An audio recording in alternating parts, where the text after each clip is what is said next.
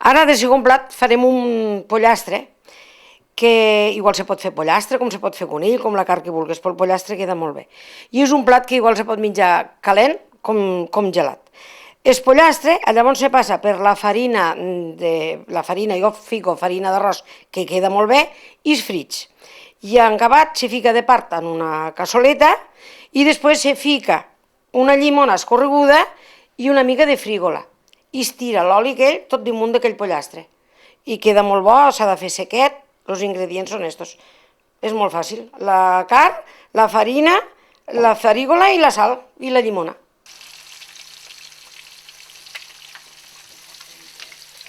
Este pollastre és, en aquesta recepta, surt molt bo al que agrada.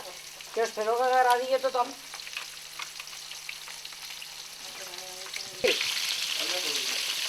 Ara anirem tombant la carn, perquè el principal de la carn és anar tombant-la.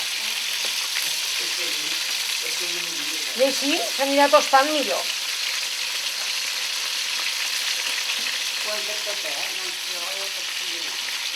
Està molt bona cara, això. I així vas aprofitant tot el pollastre. Que antes la gent, quan feien la matança del tocino o mataven molts de pollastres, doncs ho ficaven en frito, que es dia. Doncs també agarraven, ho frigien tot ben frigidet, perquè, clar, no hi havia neveres ni congeladors, i llavors ho ficaven en unes gerretes que hi havia així de fang i ho posaven tot allà dins. I llavors hi posaven tot frigidet i allí, i allà li posaven oli. I allò s'aguantava i durava tot l'hivern i durava molt de temps.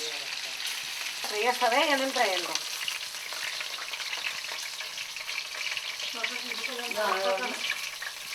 De terra.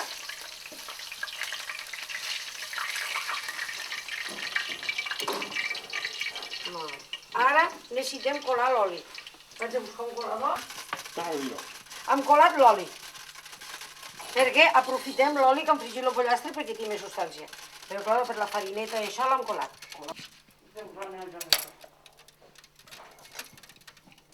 La frígola fico aquí rentada, A la frígola la posarem? Sí. La frígola la tirem a l'oli roent. Vale. I li fiquem el suc de la llimona.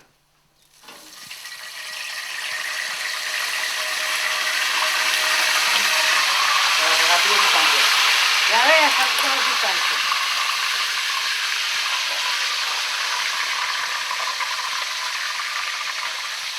I ara l'oli tira per damunt del pollastre.